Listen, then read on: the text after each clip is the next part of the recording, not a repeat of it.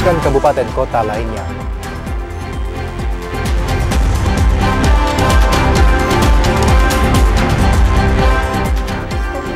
DPR RI desak Polri berantas kasus illegal drilling.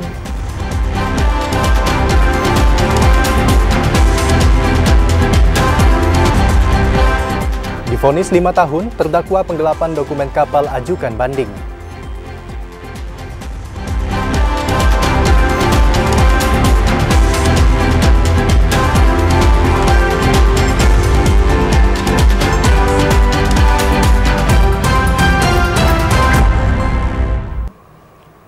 Assalamualaikum warahmatullahi wabarakatuh.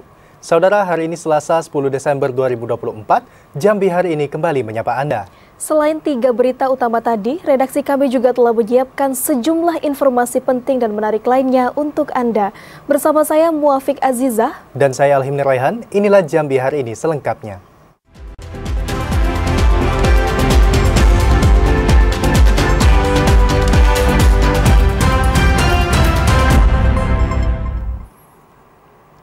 Saudara, mengawali Jambi Hari Ini, Kabupaten Tanjung Jabung Timur menjadi wilayah tertinggi dalam tingkat partisipasi pemilih di Pilkada Serentak 2024. Persentase itu mencapai 82%, tertinggi dibanding kabupaten kota lain. Tingkat partisipasi pemilih di Kabupaten Tanjung Jabung Timur pada pemilihan Kepala Daerah Serentak 2024 menjadi yang tertinggi di Provinsi Jambi hasil rekapitulasi suara tingkat provinsi belum lama ini. Berdasarkan data KPU Kabupaten Tanjung Jabung Timur, jumlah partisipan yang datang ke tempat pemungutan suara atau TPS mencapai 82%. Komisioner KPU Kabupaten Tanjung Jabung Timur, Irawan Sunarta saat dikonfirmasi via sambungan seluler, Selasa 10 Desember 2024 mengatakan, dari jumlah daftar pemilih tetap atau DPT sebanyak 174.680 jiwa, total suara yang masuk tercatat sebanyak 143.638 suara. Dari jumlah tersebut, suara sah mencapai 134.112 suara, sementara suara tidak sah berjumlah 9.526. Irawan mengakui adanya penurunan data dari target awal yang ditetapkan sebanyak 85% di Pilkada 2024. Penurunan ini dipengaruhi berbagai faktor, seperti kejenuhan masyarakat karena tahun ini juga berlangsung pemilihan legislatif dan pilpres, hingga faktor non-teknis lainnya. Meski begitu, KPU Kabupaten Tanjung Jabung Timur sebelumnya telah berupaya dengan maksimal dalam meningkatkan partisipasi pemilih melalui sosialisasi kepada masyarakat terkait pelaksanaan Pilkada 2024. KPU mengucapkan terima kasih kepada seluruh masyarakat Kabupaten Tanjung Jabung Timur yang sudah menggunakan hak pilihnya dalam Pilkada kemarin. Kliva Patria, TVRI Jambi melaporkan. Saudara, tingkat partisipasi pemilih pada Pilkada Serentak 2024 di Kota Jambi turun dibanding Pilkada 2018. Pada Pilkada Serentak 27 November lalu, partisipasi masyarakat dalam menggunakan hak pilihnya masih di bawah angka 70%. Tingkat partisipasi pemilih pada Pilkada Serentak 2024 di Kota Jambi turun dibanding Pilkada tahun 2018. Berdasarkan catatan KPU Kota Jambi, tingkat partisipasi pemilih pada Pilkada Serentak 27 November lalu hanya 62,63% dari jumlah DPT 457.351 jiwa. Jumlah itu turun dibanding Pilkada tahun 2018 yang mencapai 69,53%. Ketua KPU Kota Jambi, Deni Rahmat, mengatakan terdapat beberapa faktor yang mempengaruhi penurunan partisipasi pemilih pada Pilkada Serentak 2024. Di antaranya tingkat kesadaran politik masyarakat, kondisi cuaca, dan faktor teknis lainnya. Setelah kita melakukan rekapitulasi, itu yang menggunakan hak pilih totalnya itu ada sekitar 286.000 ya, termasuk suara yang tidak sah, itu diperkirakan antara 62–63%. Deni Rahmat menambahkan penyelenggaraan Pilkada Serentak menjadi tantangan tersendiri bagi seluruh pihak, terutama penyelenggara pemilu untuk memastikan setiap warga negara menggunakan hak pilihnya. Yogi Ramadhani, TVRI Jambi melaporkan. Saudara, tingkat partisipasi pemilih pada Pilkada Serentak 2024 di Kabupaten Muaro Jambi turun. dibandingkan dengan pemilu serentak 14 Februari lalu. Partisipasi pemilih pada Pilkada serentak 27 November lalu hanya 75%. Tingkat partisipasi pemilih pada Pilkada serentak di Kabupaten Muaro Jambi turun dibanding pemilu serentak 14 Februari lalu. Tingkat partisipasi pemilih pada Pilkada serentak 27 November lalu hanya 75% atau 240.901 pemilih dari jumlah daftar pemilih tetap 317.746 pemilih. Pada pemilu serentak 14 Februari lalu, tingkat partisipasi pemilih mencapai 83%. Komisioner KPU Muaro Jambi Divisi Hukum dan Pengawasan Supriyadi mengatakan, menurunnya tingkat partisipasi pemilih akan menjadi evaluasi bagi KPU. Kalau tidak berani berspekulasi terkait dengan dugaan terhadap animo masyarakat untuk mencoblos pada pilkada serentak ini, mungkin ada banyak kendala lah yang dihadapi oleh masyarakat kita. Yang jelas kalau DPT kemudian C pemberitahuan sudah sampai sesuai dengan pemilih sesuai di TPS masing-masing. Supriyadi menambahkan selain masih rendahnya tingkat kesadaran politik masyarakat, menurunnya partisipasi pemilih pada pilkada serentak juga disebabkan kondisi cuaca dan faktor teknis lainnya. Azam Afnan, TVRI Jambi melaporkan. Pasca ditetapkan sebagai pemenang dalam kontestasi pemilihan calon gubernur Jambi 2024, Gubernur Al-Haris mengajak masyarakat untuk kembali bersatu. Menjaga hubungan yang baik antar masyarakat sangat dibutuhkan untuk mewujudkan percepatan pembangunan daerah. Gubernur Al-Haris menanggapi hasil pleno rekapitulasi penghitungan suara pemilihan Gubernur Jambi yang diselenggarakan oleh KPU Provinsi Jambi. Berdasarkan hasil pleno KPU Provinsi Jambi, pasangan calon Gubernur Jambi nomor urut 2 Al-Haris Abdullah Sani ditetapkan sebagai pemenang pada pemilihan Gubernur Jambi periode 2024-2029.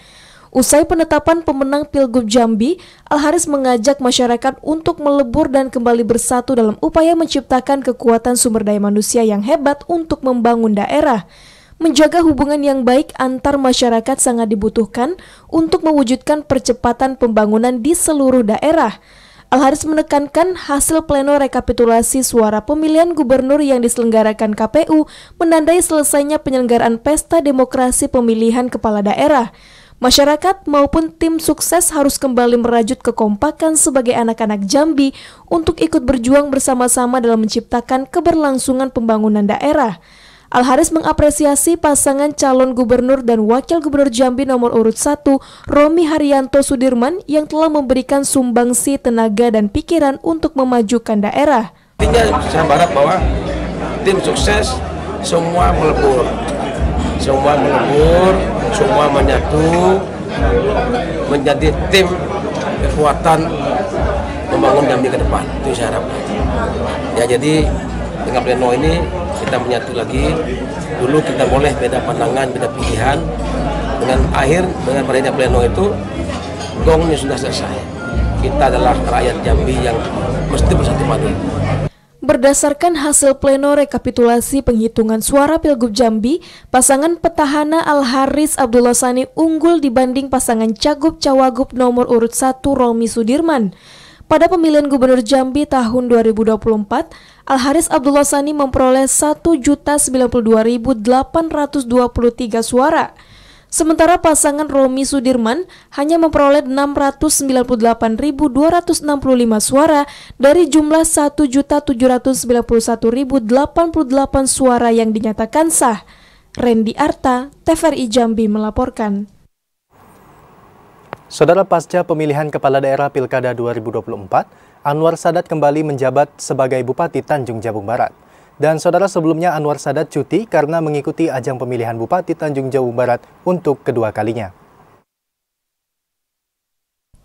Pemerintah Kabupaten Tanjung Jabung Barat beberapa waktu lalu melaksanakan acara serah terima nota pelaksana tugas dari penjabat Bupati Muhammad Ferry Kusnadi kepada Bupati Anwar Sadat. Acara yang dilaksanakan di Aula Rumah Dinas Bupati diawali dengan penandatanganan berita acara oleh PJS Bupati Muhammad Ferry Kusnadi dilanjutkan dengan sambutan. PJS Bupati menyampaikan ucapan terima kasih kepada seluruh perangkat daerah atas kerjasama selama 2 bulan terakhir dalam melaksanakan program pemerintah. Yang saya hormati Bupati Tanjung Barat, Bapak Al-Ustadz Al-Mukarram Anwar Sadat. Tungkal ini tungkal kota bersama. Mungkin itu saja dari saya. Terima kasih sekali lagi saya ucapkan kepada teman-teman sekalian. Dalam 2 bulan ini sudah sama-sama melaksanakan kegiatan. Mudah-mudahan nanti di 2024-2029 Tanjung Barat lebih baik lagi. Bupati Tanjung Jabung Barat Anwar Sadat menyampaikan apresiasi atas dedikasi PJS Bupati beserta istri selama menjalankan tugas di Bumi Serengkudayung serentak ketujuan Tanjung Jabung Barat. Anwar Sadat berharap silaturahmi tetap terus terjaga. Terima kasih atas dedikasi yang telah diberikan oleh Pak Peri serta istri selama 2 bulan menjalankan roda pemerintahan di Kabupaten Tanjung Jabung Barat, dan sudah banyak beberapa hal yang digagas terkait dengan pasar tadi, kemudian dinas perkebunan, lahan konsesi dan sebagainya. Saya kira ini memang menjadi agenda kita ke depan. Bahwa kalau kita menindaklanjuti pasar ini memang harus ada kearifan lokal, kajian-kajian yang memang betul-betul ya, tidak asal comot, possibility study-nya memang harus kuat, sehingga ketika kita membangun itu tidak ada persoalan-persoalan yang tersisa. Hadir dalam kegiatan tersebut Ketua DPRD Kabupaten Tanjung Jabung Barat, unsur Forkopimda, Kepala Pengadilan Agama, Pengadilan Negeri, serta Kepala OPD dan para Kepala Bagian Setda Tanjung Jabung Barat. Didi Aryadi, TVRI Jambi melaporkan. Saudara, wilayah Kabupaten Kerinci memasuki puncak musim penghujan. Informasi selengkapnya akan kami hadirkan usai jeda berikut. Tetaplah bersama kami.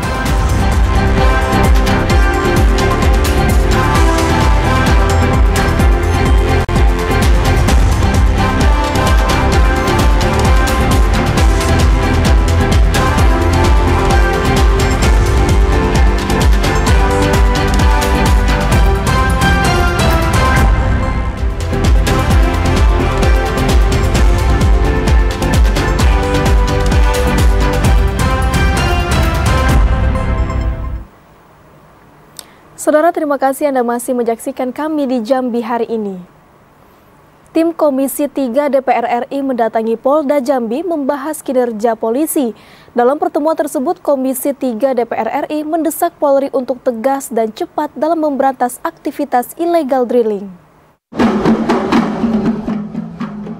Tiba di Mapolda Jambi, tim Komisi 3 DPR RI bidang hukum, HAM, dan keamanan disambut para pejabat utama Polda Jambi. Kunjungan tersebut membahas kinerja polisi dan jaksa dalam beberapa tahun terakhir, serta upayanya dalam memberantas tindak pidana. Sejumlah tindak pidana seperti aktivitas pengeboran sumur minyak ilegal, penambangan emas ilegal, hingga konflik tanah menjadi sorotan selama rapat tertutup di Gedung Siginjai.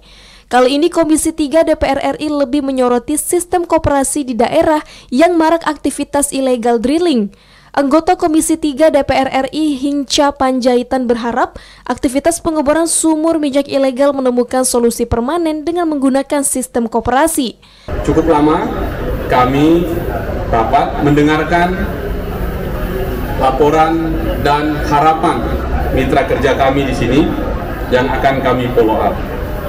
Lebih banyak kami mendengar mereka bicara daripada kami yang bertanya, karena ini memang kunjungan kerja untuk menyerap aspirasi.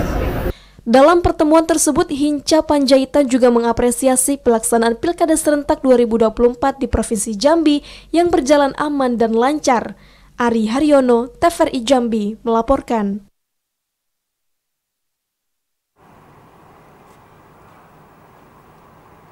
Dalam sorotan lainnya, saudara divonis 5 tahun kurungan penjara, terdakwa kasus penggelapan dokumen kapal ajukan upaya banding ke Pengadilan Tinggi Jambi. Saat ini, hasil banding tersebut masih menunggu putusan Pengadilan Negeri Jambi.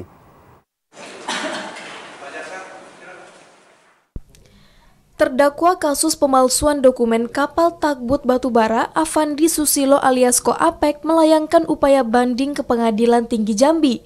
Upaya banding itu dilayangkan terdakwa untuk meminta keadilan hukum pasca divonis 5 tahun 6 bulan kurungan penjara oleh Majelis Hakim Pengadilan Negeri Jambi. Juru bicara Pengadilan Negeri Jambi, Otto Edwin, mengatakan terdakwa telah melayangkan upaya banding ke Pengadilan Tinggi Jambi. Bersama dengan itu, Jaksa Penuntut Umum juga turut melayangkan banding ke Pengadilan Tinggi Jambi. Saat ini hasil banding tersebut masih menunggu putusan Pengadilan Tinggi Jambi apakah menguatkan putusan majelis hakim atau meringankan hukuman terdakwa. Untuk KHP, upaya banding mulai mereka mengajukan hari Kamis tanggal 5 Desember 2024. Nah, KHP mengajukan banding, kemudian pada hari itu juga jaksa mengajukan banding juga.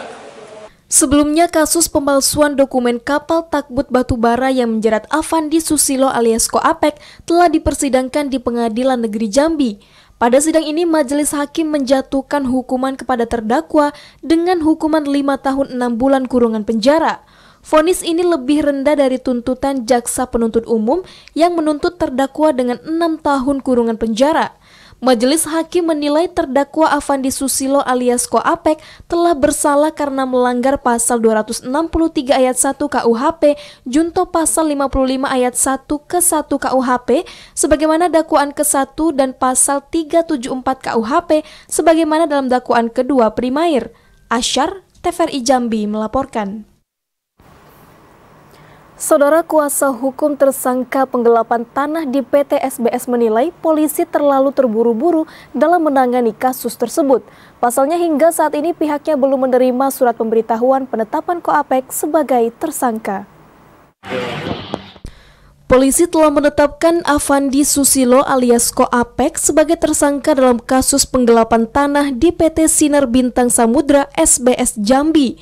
Afandi Susilo ditetapkan sebagai tersangka setelah penyidik mengumpulkan barang bukti dan proses gelar. Namun penetapan tersangka tersebut dinilai kuasa hukum tersangka Helmi terkesan terburu-buru. Berdasarkan aturan Mahkamah Konstitusi, sebelum ditetapkan sebagai tersangka, yang bersangkutan berhak menerima pemberitahuan. Hingga saat ini kuasa hukum belum juga menerima surat pemberitahuan dimulainya penyidikan dan penetapan tersangka. Padahal sebelumnya kliennya tersebut diperiksa sebagai saksi atas laporan pihak PT SBS. Kami akan menanggapi terkait penetapan tersangka beliau. Setahu kami sampai hari ini beliau masih saksi terlapor. Hal ini berdasarkan pemeriksaan beliau pada hari ini di lapas, karena beliau di lapas, bahwa dia diperiksa sebagai saksi terlapor atas laporan Haji Nana.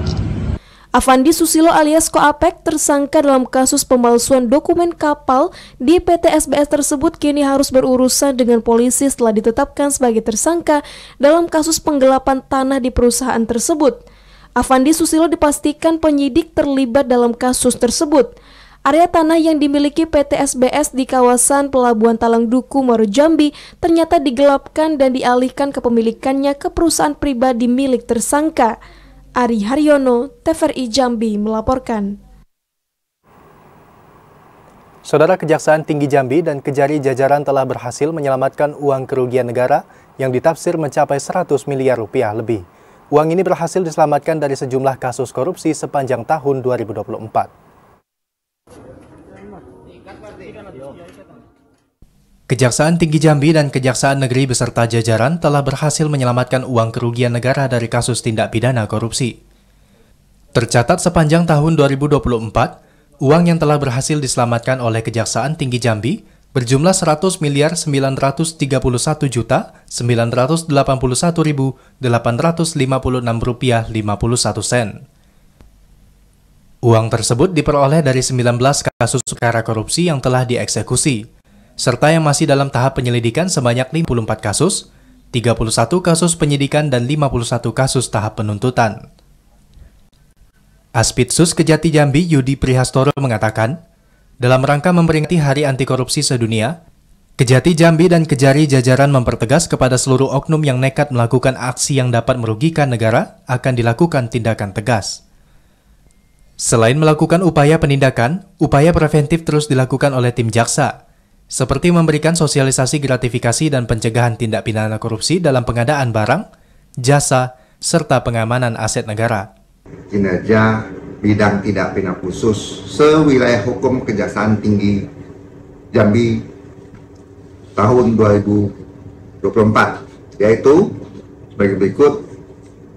Di dalam kegiatan penyelidikan telah menangani sebanyak 54 kasus, kemudian yang ditingkatkan ke penyidikan yaitu sebanyak 31 kasus tindak pidana korupsi, sedangkan dalam tahap penuntutan telah menangani sebanyak 51 perkara terdiri dari 49 perkara tindak pidana korupsi dan 2 tindak pidana perpajakan.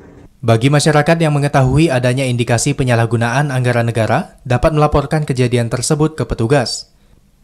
Diharapkan dengan peran serta masyarakat ini, aksi tindak pidana korupsi dapat diminimalisir sedini mungkin.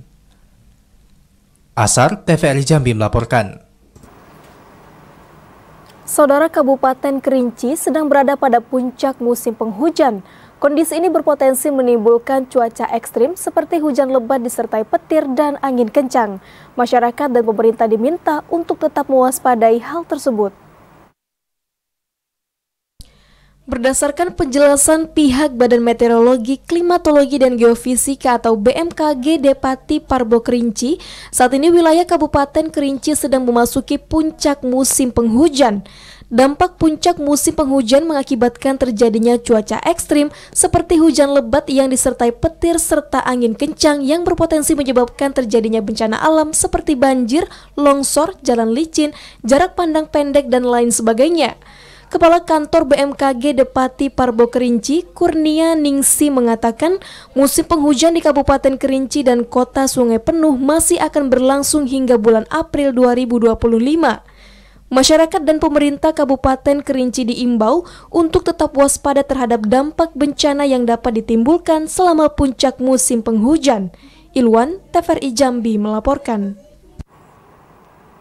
Saudara, sempat mengalami kenaikan, kini muka air Sungai Batanghari di wilayah Kabupaten Muaro Jambi kembali normal. Dan untuk mengetahui informasi selengkapnya, kita telah terhubung dengan kontributor TVRI Jambi, Azam Afnan, langsung dari Kabupaten Muaro Jambi. Halo, selamat sore Azam. Sudah setinggi apa muka air Sungai Batanghari di wilayah Muaro Jambi saat ini, Azam? Ya, Raihan dan pemirsa, untuk ketinggian air Sungai Batanghari, khususnya di wilayah Kabupaten Muaro Jambi, pada hari ini terpantau mengalami penyusutan, di mana 2 hari sebelumnya ketinggian air mencapai 13,59 cm atau mendekati siaga 3.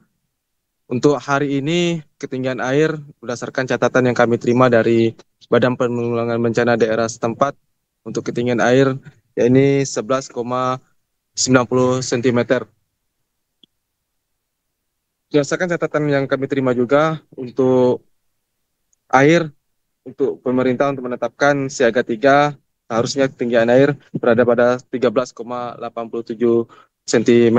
Namun meskipun berangsur surut, warga yang berada di bagian hilir sungai untuk tetap waspada, mengingat wilayah bagian hulu Sungai Batanghari kondisinya masih tinggi dan diprediksi akan meluap ke wilayah hilir bagian sungai, terutama di daerah Kabupaten Muaro Jambi.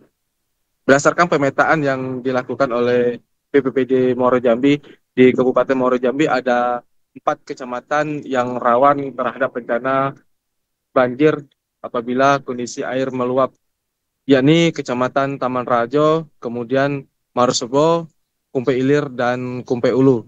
Dan pemirsa, di Kabupaten Muaro Jambi terdapat 1 kecamatan yang rawan banjir dadakan dengan intensitas hujan yang sangat lebat, yaitu di Kecamatan Jambi Luar Kota.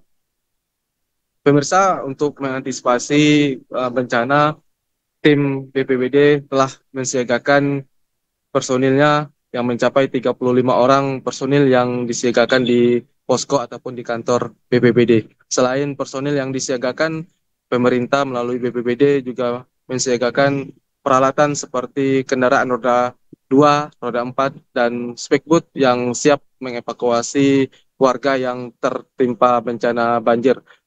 Pemirsa, selama musim hujan, BPBD juga mencatat bencana hidrometeorologi yang terjadi baru 1 kali, yakni angin puting beliung yang terjadi di Desa Rukam, Kecamatan Marosebo, yang terjadi pada akhir bulan Oktober lalu. Pada bencana hidrometeorologi berupa angin puting beliung, tercatat ada 8 rumah warga yang kondisinya rusak ringan, di mana atap rumah warga rubuh diterjang angin puting beliung. Namun rumah warga tersebut telah dibantu untuk perbaikan dari pemerintah daerah maupun Basnas Kabupaten Muaro Jambi untuk warga yang tertimpa bencana hidrometeorologi berupa angin puting beliung.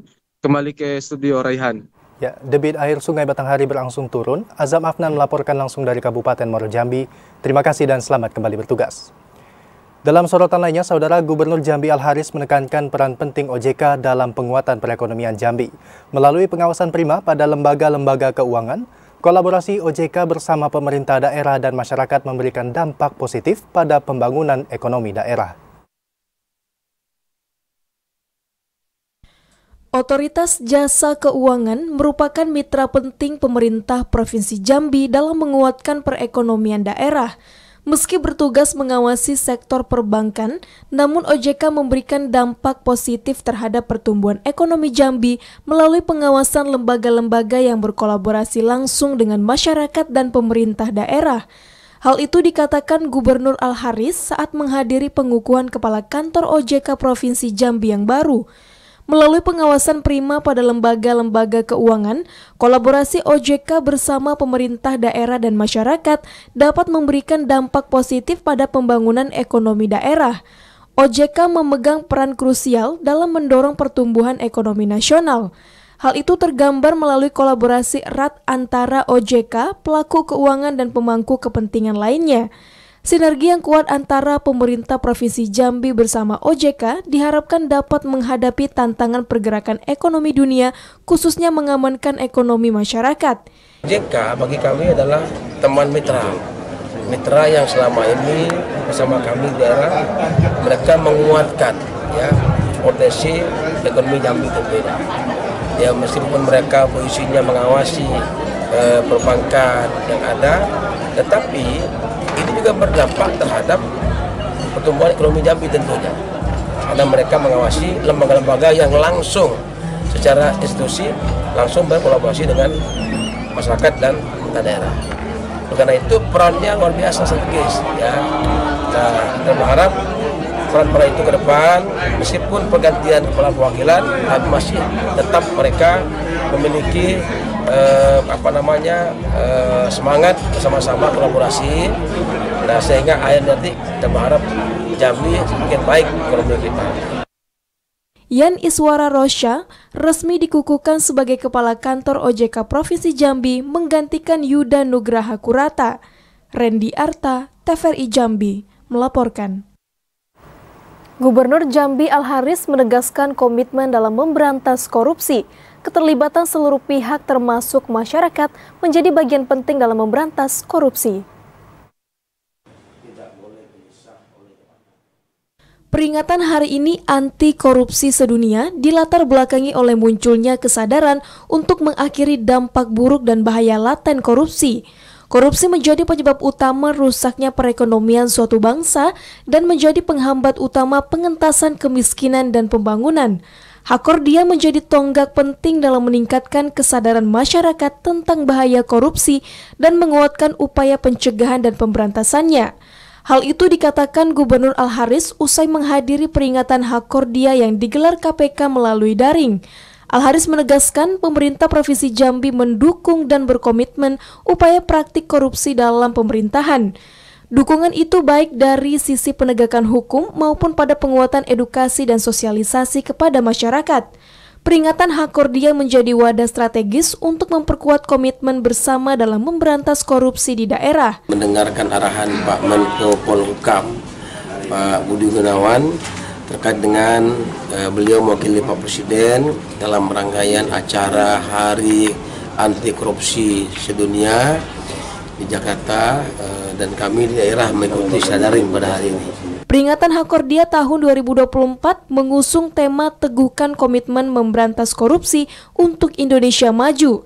Tema ini mengandung makna ajakan untuk memperkuat komitmen pada pemberantasan korupsi sebagai pilar menuju Indonesia Emas 2045. Randy Arta, TVRI Jambi melaporkan. Sementara itu, saudara, memperingati Hari Ulang Tahun Kabupaten Batanghari ke-76. Pemerintah Kabupaten Batanghari melaksanakan sholawat dan doa bersama. Ribuan masyarakat tumpah ruah hadir dalam kegiatan tersebut. Rangkaian kegiatan digelar pemerintah Kabupaten Batanghari dalam rangka memperingati HUT Kabupaten Batanghari ke-76 tahun 2024. Salah satunya melaksanakan sholawat dan doa bersama antara pemerintah daerah dengan seluruh elemen masyarakat. Kegiatan yang dilaksanakan di alun-alun Batanghari Selasa pagi menghadirkan artis religi ibu kota Opik. Pada kesempatan ini, Bupati Batanghari Muhammad Fadil Arif menyampaikan, dengan Batanghari bersolawat ini dapat memberikan kesejukan bagi seluruh masyarakat Batanghari, serta diharapkan lewat doa bersama tersebut bisa membawa Kabupaten Batanghari menjadi lebih baik lagi. Bupati juga meminta kepada masyarakat untuk selalu mendoakan dirinya beserta jajarannya dalam keadaan sehat, agar dapat bekerja dengan penuh amanah. Salah satunya akan memudahkan langkah kita, bagaimana silaturahmi kita semakin baik dari hari ke hari. Hari ini, momentum hari ini, menjadi stimulan, menjadi pengungkit dari kita semua bahwa silaturahmi kita harus terus kita perbaiki. Begitu mahalnya waktu pertemuan kita, karena manusia tambah banyak, kesibukan kita tambah banyak. Jadikan momentum pertemuan kita di acara apapun untuk meningkatkan silaturahmi di antara kita bersama. Pada momentum bersolawat bersama Opik, masyarakat dengan penuh antusias bersama-sama melantunkan nyanyian religi sekaligus memanjatkan doa kepada Allah Subhanahu wa Ta'ala untuk keberkahan bagi Kabupaten Batanghari di hari ulang tahun yang ke-76 ini. Ade Juniawan, TVRI Jambi melaporkan. Sementara itu, Saudara, pemerintah Kabupaten Tanjung Jabung Barat membuka forum tanggung jawab sosial dan lingkungan perusahaan TJSLP tahun 2024. Forum TJSLP tahun 2024 bertema sinergitas kemitraan dan kerjasama dunia usaha dengan pemerintah daerah membangun Tanjung Jabung Barat berkah.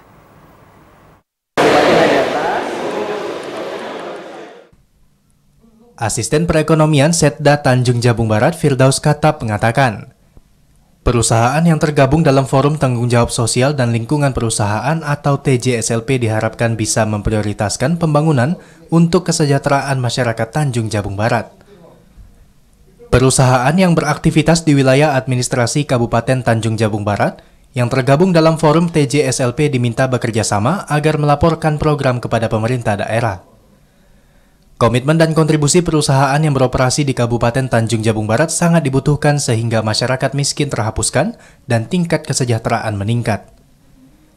Dari puluhan perusahaan yang tergabung dalam Forum TJSLP, pemerintah Kabupaten Tanjung Jabung Barat masih melihat ada perusahaan yang belum melaporkan realisasinya. Program TJSLP tidak hanya memberikan manfaat bagi perusahaan, tetapi juga membawa dampak positif bagi masyarakat dan komunitas di sekitar aktivitas usaha. Dengan adanya keberadaan program ini, setidaknya mampu meningkatkan kualitas kehidupan dan lingkungan yang selaras dengan visi pembangunan daerah. Didi Aryadi, TVRI Jambi melaporkan. Saudara penjabat Bupati Sarolangun, Bahri menyerahkan bantuan sembako bagi masyarakat kategori miskin ekstrim, keluarga penderita stunting, dan anak yatim piatu. Saudara, bantuan itu tak hanya diberikan di Desa Kasang Melintang, namun juga di Desa Pangkal Bulian, Kecamatan Pauh. Penjabat Bupati Sarolangun Bahri setiap akhir pekan memiliki agenda kunjungan rutin ke desa-desa terpencil. Kali ini Bahri bersama sejumlah OPD Pemkab Sarolangun mengadakan pertemuan dengan pemerintah Desa Kasang Melintang dan masyarakat Desa Pangkal Bulian, Kecamatan Pauh. Selain untuk menyerap aspirasi, kunjungan ke desa-desa terpencil itu juga sekaligus untuk menyalurkan bantuan sembako kepada warga kurang mampu dan santunan kepada anak yatim. Bahri mengatakan salah satu agenda utama dalam kunjungan kerja ke wilayah terpencil yakni penyerahan bantuan kepada anak-anak yang terdiagnosis stunting.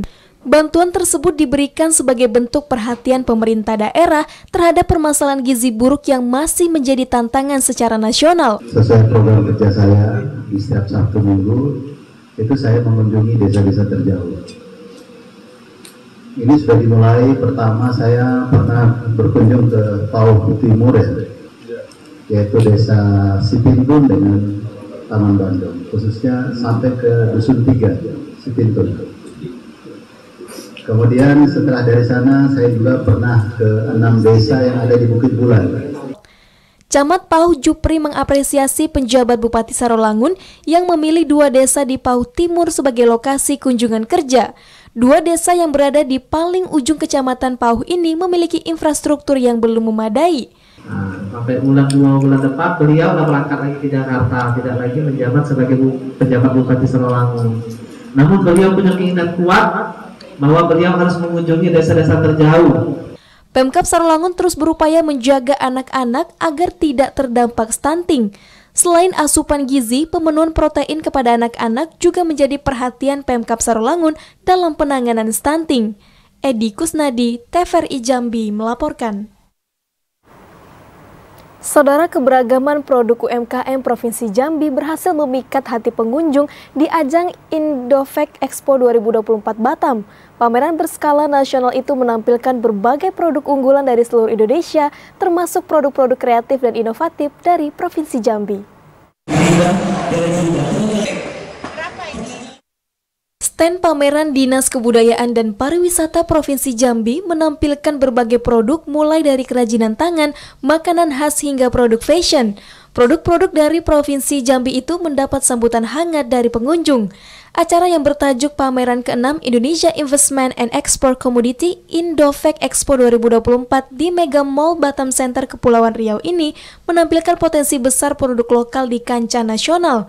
Salah seorang pelaku UMKM Jambi, Li Brenda, merasa bangga dapat memperkenalkan produk-produk unggulan Jambi di ajang bergengsi ini. Sambutan yang luar biasa dari pengunjung menunjukkan bahwa produk Jambi memiliki daya tarik yang kuat dan berpotensi besar untuk bersaing di pasar nasional maupun internasional. Keberhasilan UMKM Jambi di Indofec Expo 2024 ini tidak hanya meningkatkan penjualan, namun juga membuka peluang kerjasama dengan berbagai pihak, termasuk investor dan distributor luar negeri. Cushion cover itu jadi salah satu ikon dari kota Jambi, Provinsi Jambi khususnya, sehingga kita juga turut mempromosikan budaya leluhur dari kota Jambi dan Provinsi Jambi. Kita juga ada beragam program lifestyle, produk-produk seperti tas, terus kemudian seperti baju, dan juga produk-produk aksesoris lainnya. Tak hanya pelaku UMKM, Bujang Gadis Jambi juga merasa bangga karena diberikan kesempatan untuk menunjukkan kepada dunia bahwa Provinsi Jambi memiliki banyak potensi yang luar biasa, baik dari segi produk UMKM maupun destinasi wisata.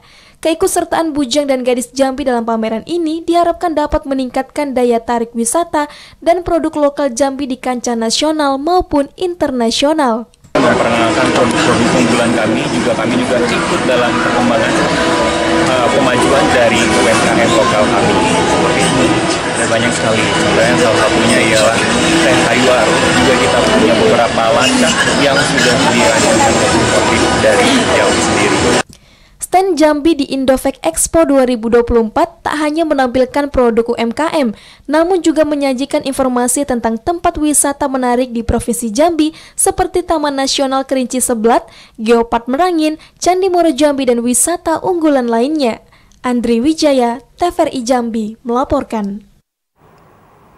Sementara itu, saudara, jelang akhir tahun dan Natal tahun 2024, biasanya harga pangan ikut merangkak naik. Lalu seperti apa harga sejumlah komoditas pangan di Kabupaten Sarolangun? Untuk mengetahui kondisi tersebut, kami telah terhubung bersama reporter TVRI Jambi, Edi Kusnadi, melaporkan langsung dari Kabupaten Sarolangun. Halo, selamat sore Edi. Bagaimana fluktuasi harga bahan pokok di pasar tradisional Sarolangun saat ini, Edi? Ya baik pemirsa, selamat sore. Dapat saya laporkan berdasarkan informasi yang saya himpun dari Dinas Koperindak dan Badan Ketahanan Pangan untuk stabilitas harga dan ketersediaan pasokan 9 bahan pokok dan barang penting lainnya untuk saat ini masih berfluktuatif.